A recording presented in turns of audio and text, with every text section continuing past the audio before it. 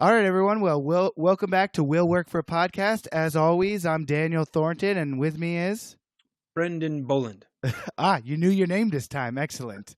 All right, so you're jazzed up. You want to talk about Vic? Let's talk about Vic. Well, we could talk about last week's interview. No worries. Yeah, so I mean, I obviously not in the room, but listening to it. I mean, like he's my man, right? In the sense of like you finally had someone look you in the face and tell you all the things I've said for 2 years. Like, you just had to sit there. You had to sit there and be like, damn, because the man said it better than me, right? Granted, like, I would listen and follow this man. And I just appreciated, both the concept of like why he does mindfulness and meditation, the concept of what coaching means to him. And I got to be honest, like I would love to follow up either offline or online at some point, this concept of this personal accountability assistant that he has, right? I found super fascinating. I was fascinated too. Right? Like the idea, like, and it makes sense. You have someone that's calling just being like, did you do it? Yes, no. Right. Did you do it? And it's going to checklist and then be like, and your score today is this, or whatever their system is. But it is someone that's not your partner, not a friend, not like the dude at the gym that you kind of like, right? Like this is someone that's calling you and you got to face to the music and you got to be like, actually today I didn't show up. Today I didn't even answer the call, whatever it is, right? But then some days you're going to be like, nah, man, I did all the things. And I think that's a cool concept. Yeah. Yeah, it's interesting. It's also interesting because he said explicitly that he has what's it called?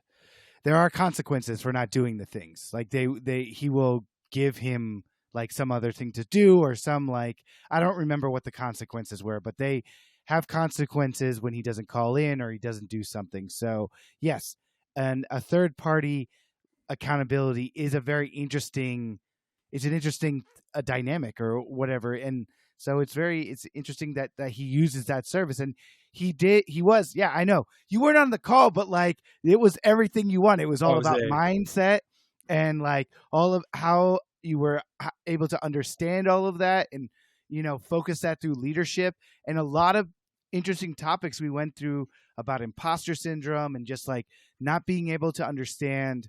We make all these choices in life without actually understanding why we're doing it.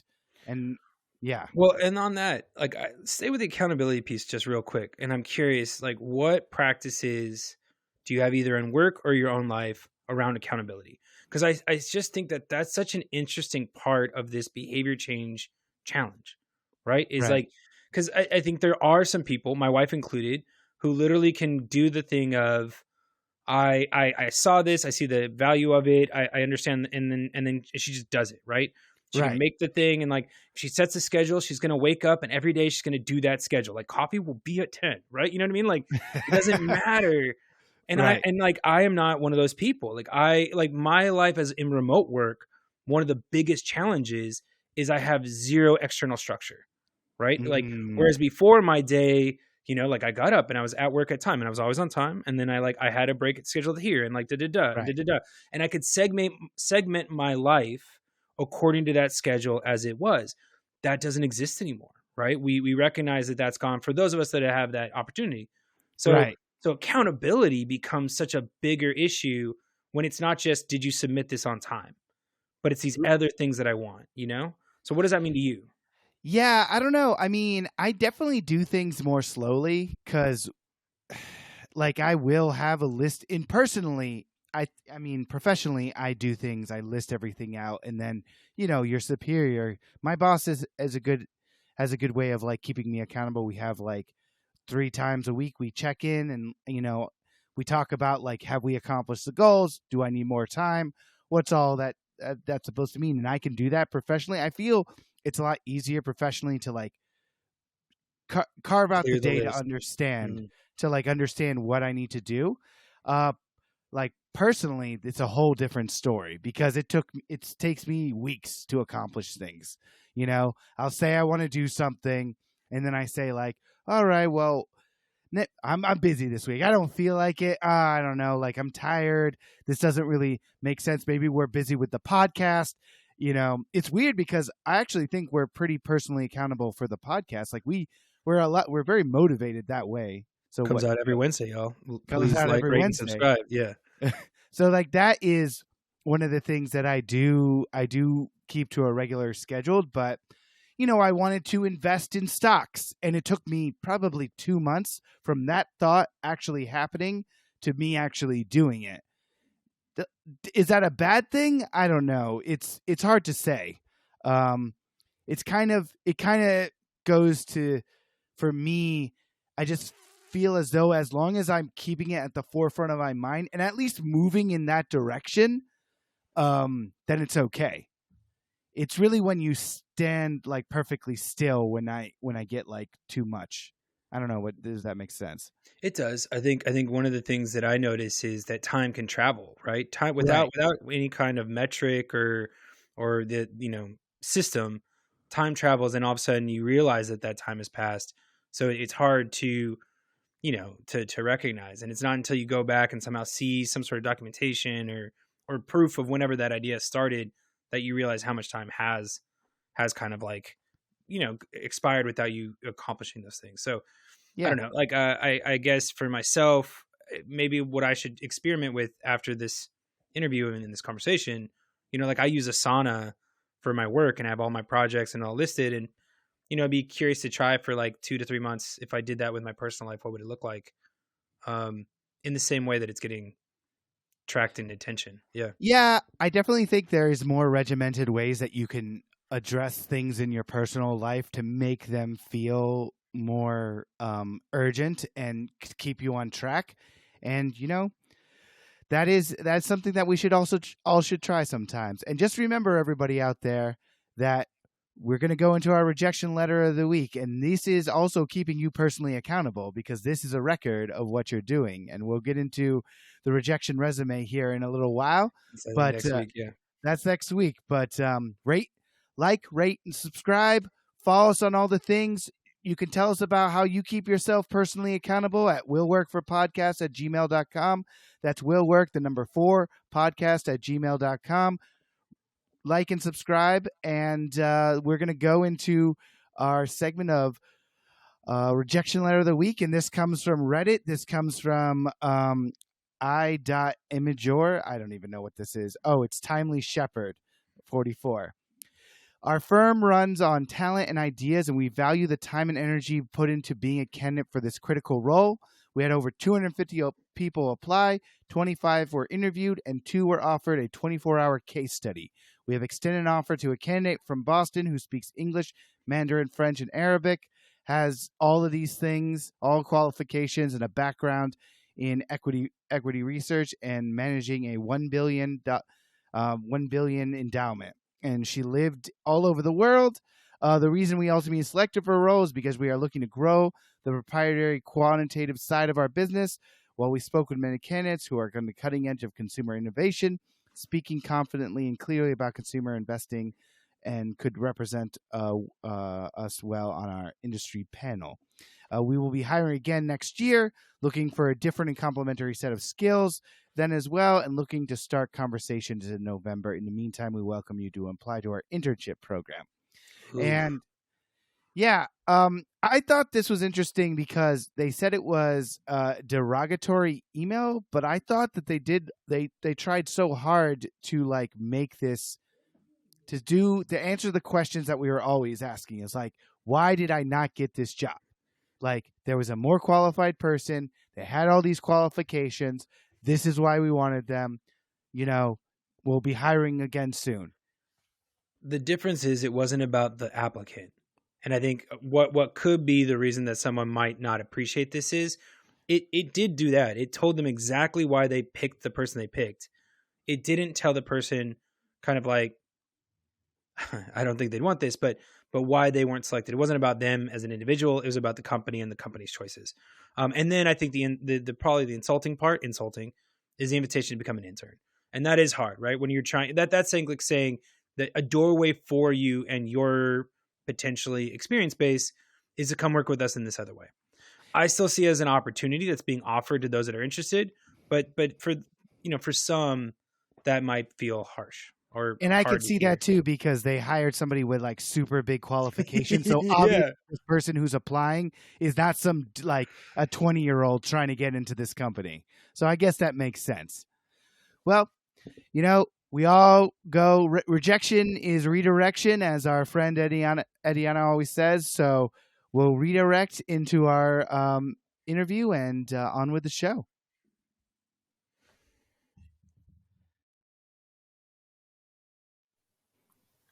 Oh, actually, we'll cut this. But Rusty, how do you pronounce your last name? Gaillard. Gaillard. Thank you. Okay, great. Yeah. So we're joined here this week by Rusty Gaillard. He's a former worldwide director of finance, but Rusty walked away about 13 or so years ago from Apple to become a coach because he kind of got more interested, and we'll dig into this on his InnerTech rather than these external success points. So now he helps people turn off autopilot, ask better questions, and write their own rules for success. So, Rusty, thank you for joining us today. Yeah, happy to be here, Brendan and Daniel. Nice to be with you guys. Definitely. So, can we dig into that a little bit? Like, why did you decide to transition from kind of this established career into something new, into coaching? Basically, was. Well, you can tell it's a long story. Trying to figure out how to make it a little bit shorter. The first 25 years of my career, I was always working at big companies. So I started in General Electric, went to business school. That's how I came out here to California, and then ended up at Apple. I was there for 13 years. So in total, 25 years working for someone else. Mm-hmm. And when I was a kid, that's just what I assumed it was going to be like. And I actually assumed I was going to be running those big companies. That was my ambition when I was young. Okay. At some point along the line, I knew that wasn't for me. I wasn't going to be running the companies. And then I just came to this question of, well, then what am I doing? Why am I doing this? Why? Because, we spend half of our waking hours at work and to what end? Is it just for a paycheck? Is there something more that I'm trying to get out of it? I was really in that existential search about what am I spending all of my time doing? And it was that search process that ultimately led me to leave Apple and become a coach. Can I ask just a little bit more? I mean, like, you're saying the search process. So like what were maybe some of those initial questions to help you even start to recognize that leaving was the answer? Well, to be honest, it took me a long time to figure out what the questions were. I knew I wanted to do something else, but I was working at Apple, and the only ideas that came to me was to go do similar work at another tech company. Okay. Because I literally remember the day that I wrote my resume out and I looked at it and I said, who would hire me? What am I qualified to do? How can I transfer this experience to something else? And all of the answers that came back were all more or less another version of what I was already doing. And Apple was a great company, and I'd been there a long time. I had no real desire to leave to go do the same thing somewhere else. Yeah. So if I was there for years, it took me a long time to figure out what else I could do. And I remember actually where I was and the person who helped me see that differently, which was inside of a 20-minute talk. And this person stood up there and just was asking these questions like, what if you didn't worry about what other people would think about your decision?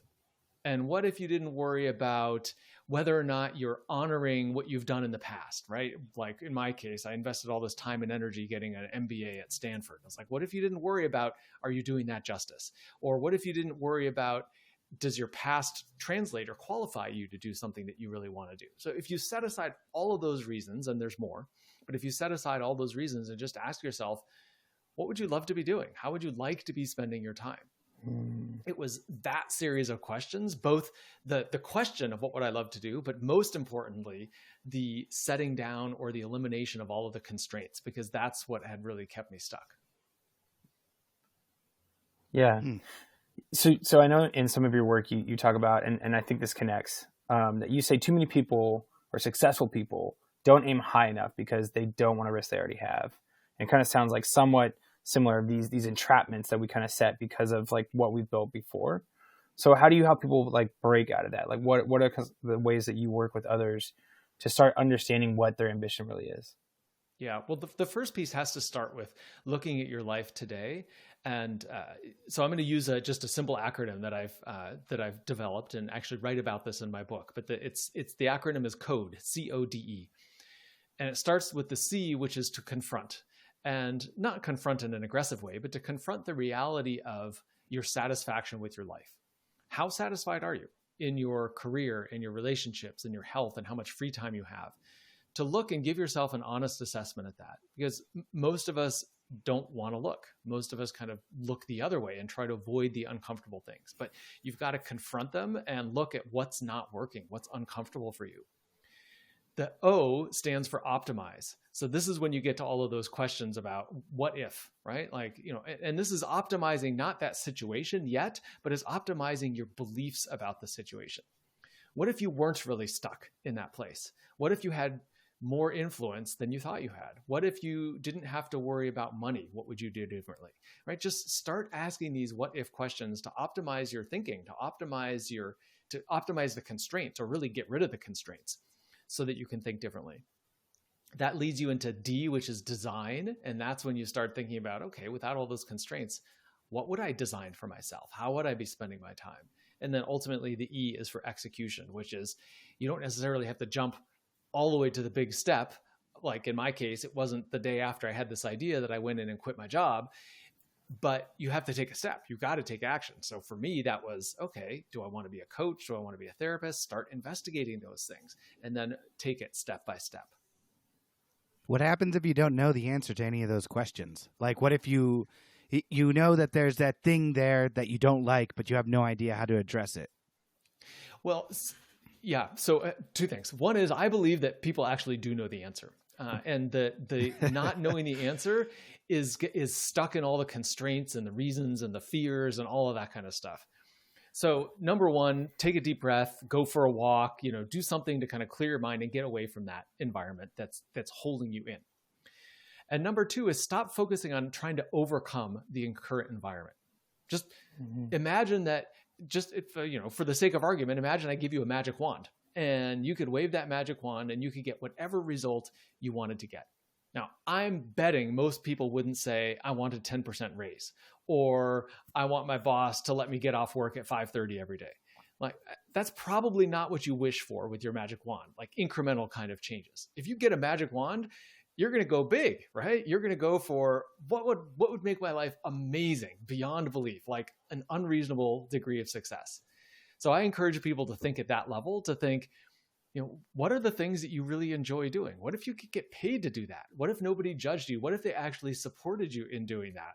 And what if it all worked? You know, what if all of these different pieces in your life, the kind of work you do, the support you get from others, your financial independence, your time to spend with your loved ones, what if all of those things worked in a way that just made you feel wonderful about your life and just surprised you about how good it could be? Think about it in that way and then start to get curious about what might that look like. So I'm interested, since you, like Brendan expressed that you'd like to work with executives and some higher echelon people. How does that translate in that kind of realm? Because, you know, we all also already perceive all of those people as having gotten to the top of the mountain. So like, absolutely. Yeah. Well, the thing is that wherever you are on the mountain, if you think you're at the top, if you think you're at the bottom, whatever, I mean, fundamentally, we're all people and we all have the same challenges. And one of the ways I like to work with, one of the things many executives, many people who have gotten to the very successful in a company, they've gotten there by prioritizing that above all else. And other parts of their life pay a cost.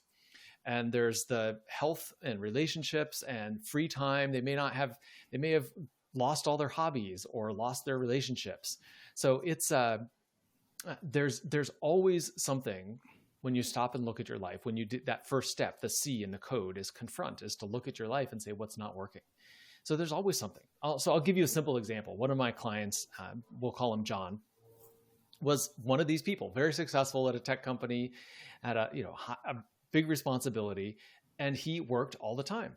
He had a big family and he liked to spend time with his kids, but every night when they went to bed, he was up late doing email, trying to catch up, never felt like he was on top of things, was always working hard.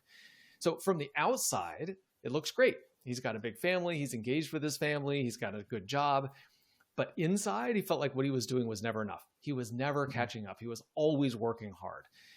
So through our work together, he actually identified some things that he wanted to do differently. One of those was he loved to play golf, and it was exercise and it was outside and it was social and it had all these good aspects.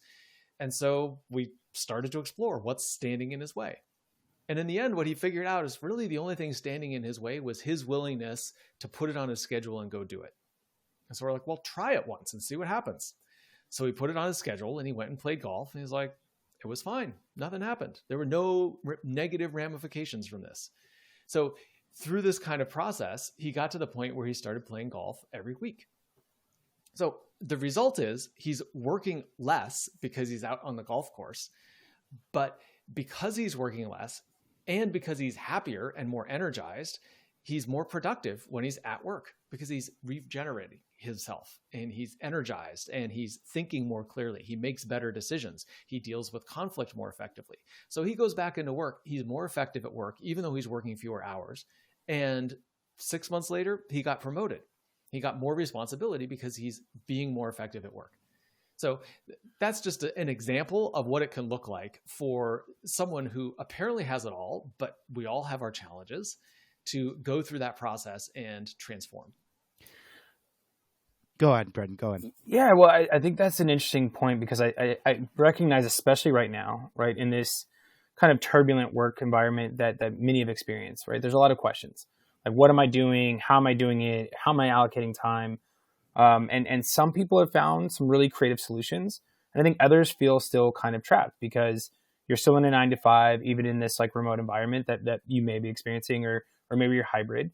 So I guess as you work with people to kind of optimize some of these, desires that they have, if one is work less, but like you're not in a position that allows for that flexibility, like how could that start to enter into the conversation or the plan, if you will, or you like reshaping it, Yeah. Well, number one is I always encourage people to really push on, is it possible where you are?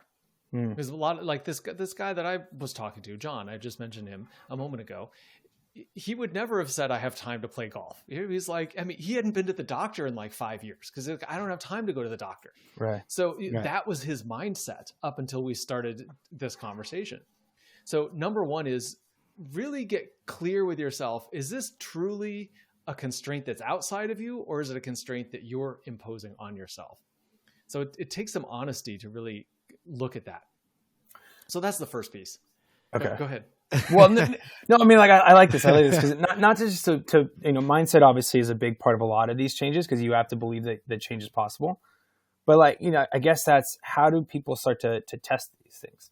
Is it they have to go to work and just like ask? Do they have to, like, I get that writing on a piece of paper and then being willing to try, but how have you seen people like actually start to implement that in a real life kind of way? Yeah, like what's the conversation you have with your boss to say like, I need to work less? Yeah. So two things. One is just to be clear, it does depend on the kind of job you have, right? Sure. If you've got a job where, just in the simplest example, like you're working at a Starbucks, like there's an expectation that you're there from the time you check in to the time you check out, right? So this doesn't apply in a job like that.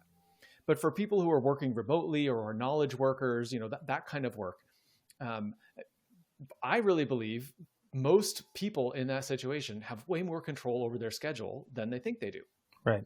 And so my encouragement to start to have someone just do a little experiment. It doesn't have to be a big experiment, but it's like, you want to do more exercise. Well, block out an hour on your day, one day during the week, block out an hour to exercise. You don't have to tell anyone, just like block it on your calendar and be unavailable for that hour and go do some exercise and come back and see what happens. You're not going to get fired for taking an hour to exercise, right? So worst case, somebody finds out and says something about it, but that's most likely, from my experience, from talking to people, from my professional experience, all those years, like, I don't see that. You're responsible for getting your work done. You're responsible for managing your time. Yeah. See, okay, so I'm also going to take this another direction too. So let's go with John. Okay, John just got promoted. He probably has some people under him. When you're working with these leaders, do you help apply those lessons that you help open their eyes to like the lower echelon of who they are working with? Does that make sense? Yeah, absolutely. Absolutely. Yeah. Helping people to be more effective.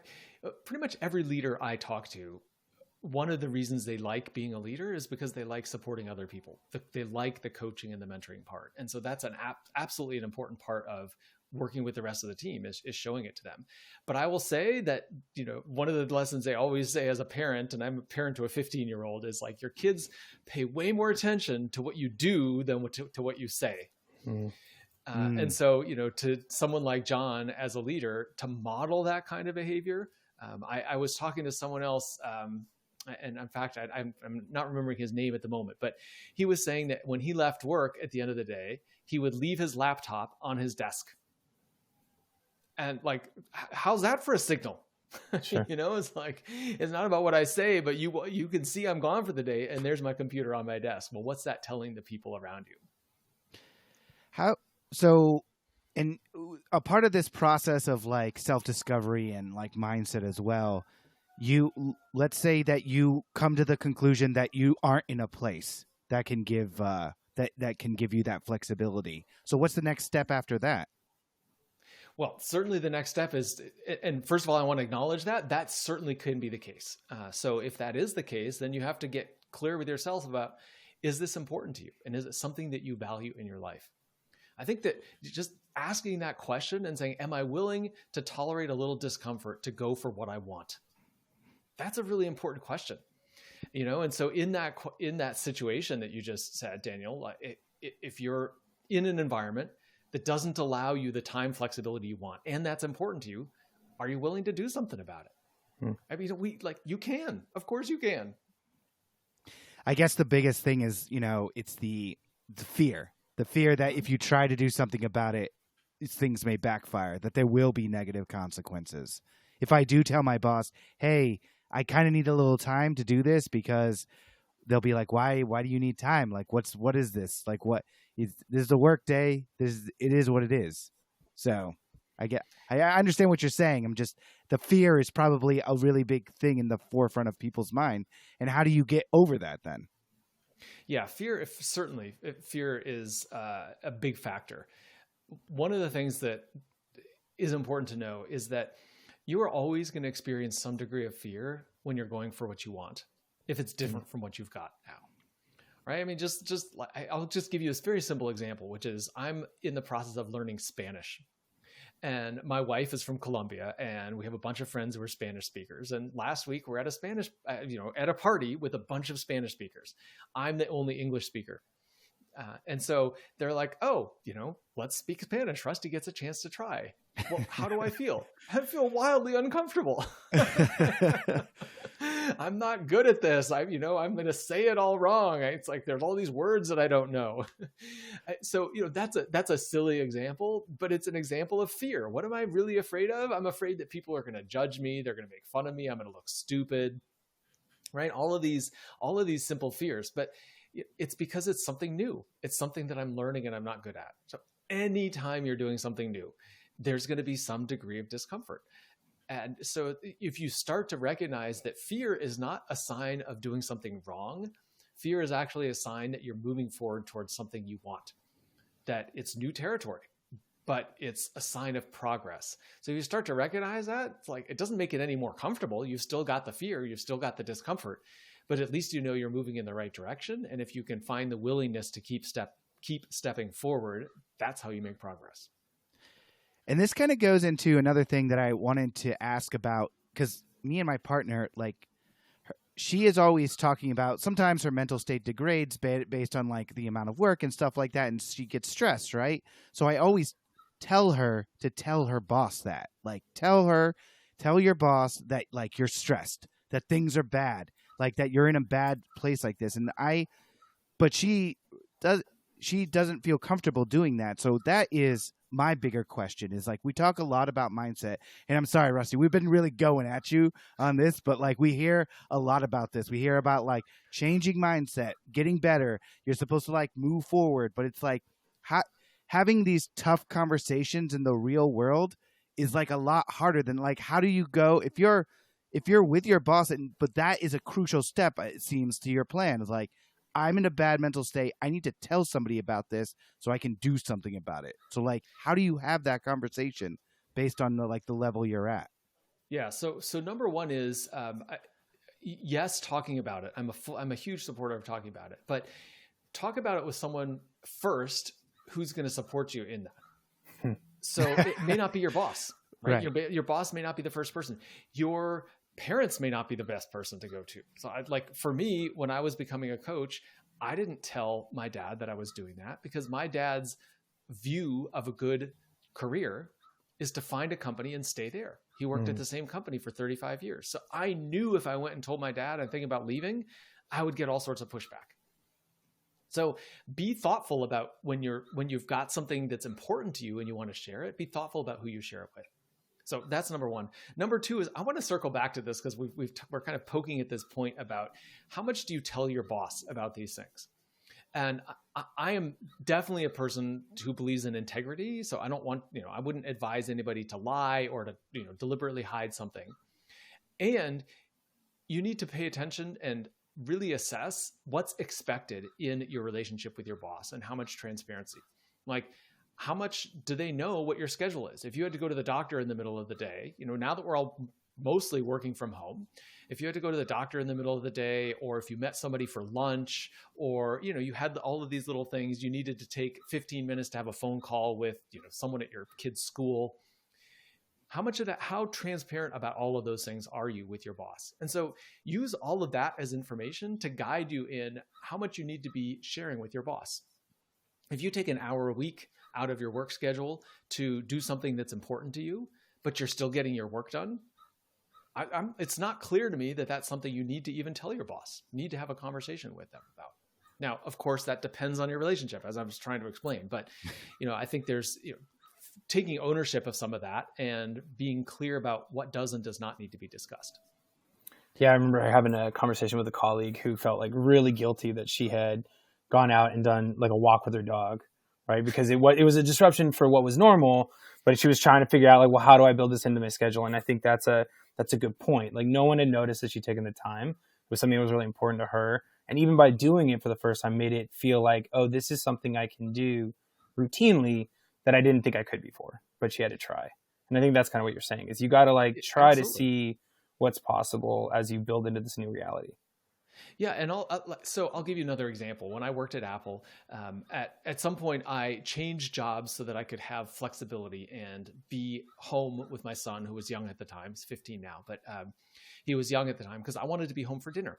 So I changed jobs to allow that. I effectively demoted myself, which was a challenging decision, but I did. And therefore I could be home for dinner. Now, there was still stuff going on at the time that I left. I left at 5:00, and Apple is a fast moving company. I was in a global organization. So at 5:00 is just the time when people in Asia are waking up and coming into work. So there was an expectation that I'd be on phone calls, that kind of thing. I arranged my schedule. I managed my time so that I could end work and leave at 5. I want to tell you that almost every time I walked out the door, I was one of the first people to go, and I felt guilty. Like, I had made this explicit compromise to take this job so that I had that flexibility, and I still felt guilty walking out. But was I willing to do it? I was willing to be uncomfortable because it was important to me. And it did not create issues. Sometimes I needed to stay late, or if I needed to do a call, it was easier for me to do it at 8 or 9 at night than at 5:00. So I would arrange my schedule that way. So I had some ability to manage that.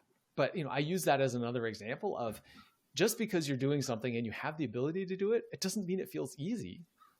But if it's important to you, is it worth it? And I look back at that time and I was like, oh, it was absolutely worth being uncomfortable to be home with my son all of those times for dinner.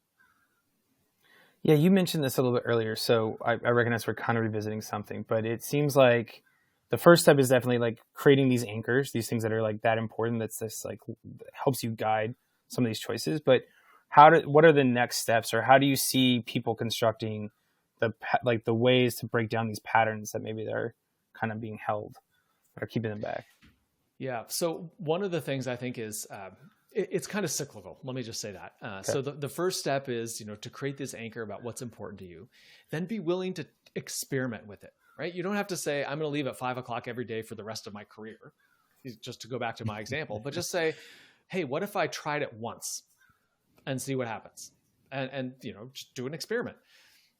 And there's so much opportunity to experiment in life. So, rather than say, I've got to do it forevermore, try it for once, try it for a week, try it for a few days, but give yourself a specific target, try it, and then assess. Because it's in the doing that we actually learn something and make progress. There's a great phrase from that I actually learned from Alcoholics Anonymous, which is you can't think your way into right action. You have to act your way into right thinking. And I love that phrase because it's when you're sitting there thinking, you're never going to convince yourself to do the right thing. You got to just swallow hard and try it, take the action, and that's going to help you shift your thinking and start to see things in a different way. And what is like a big thing that people do when they're trying to shifting their thinking that's like a problem? Like what's a hiccup or a road bump that you see most people that you interact with like make a mistake essentially?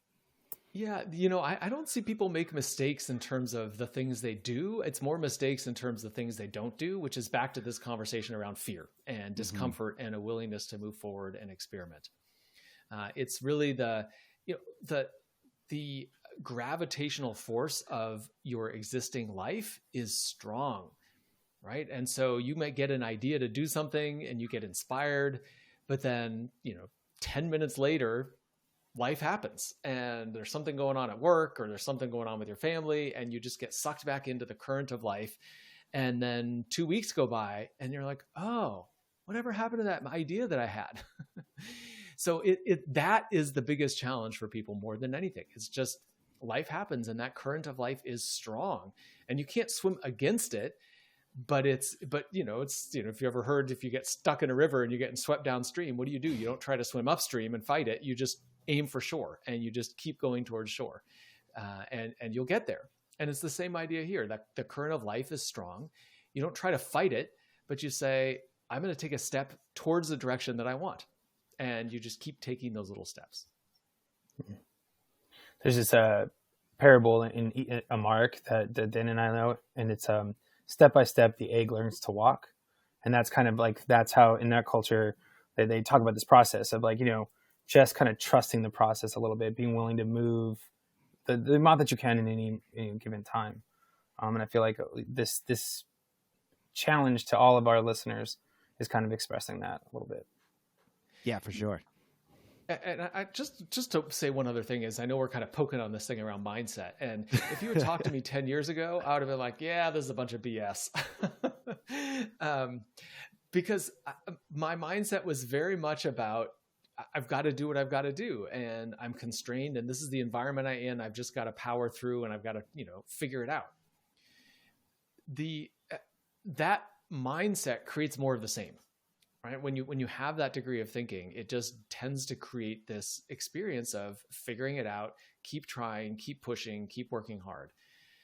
It really did take a shift for me to step outside of that and really ask some of these what if questions. Like, what if your life was truly amazing? What would that look like? Just far better than you could even imagine. And it took that kind of questioning to get me to bust out of my way of thinking. Of course, my first thought is like, yeah, that's never going to happen. But what if it did? Just like, what if it did? Or what is a step that might make it possible for that to happen if you just were willing to take that step? And so just getting curious, starting to think more about the possibilities rather than all the obstacles can really shift things. Well, that's interesting that you even say that, because when you're working with people at the senior level, they have this mindset, I'm sure, of like, they've made all the right decisions to get here. So like the idea of you trying to change that, like, how do you even accomplish that? Yeah, it's a great question. I never make decisions for anybody. And you asked earlier, I was like, well, what if you don't know the answer? I truly believe wherever you are, whether you're at the beginning of your career or you're a senior executive, that you have a strong sense of the answer. What the problem is not adding something new to the picture. The challenge for most people is taking away all of the noise that's in the way. So another client that I worked with had a conflict with one of his employees that he had to work through. And, every time he talked about it, it's like, well, there's the conflict with the employee, and then there's his peer who was also involved, and then there's his boss who has an opinion. He's like, between all these different people, I don't know how to manage it because they all have different opinions, and there's no answer that's going to kind of satisfy this situation. And so our conversation was about, well, if you didn't have to worry about everybody's opinion, and if you could strip away all the noise and the political ramifications and what people are going to think about this decision, if you can take all of that away and just tune into you, to your intuition, to your gut about what is the right thing to do in this situation, just strip away all the politics and get to the facts of the situation, what would you do? It's like, well, this is what I would do. And he knew almost instantly what the answer was for him. So for me, the work that I do with senior people is helping them connect more quickly and more easily to their internal guidance, to their answers, so that they can be more effective, they can move faster, they can make better decisions. And that ultimately is going to make them more successful, both in their career, but they're also going to be happier in their life as a result. Yeah.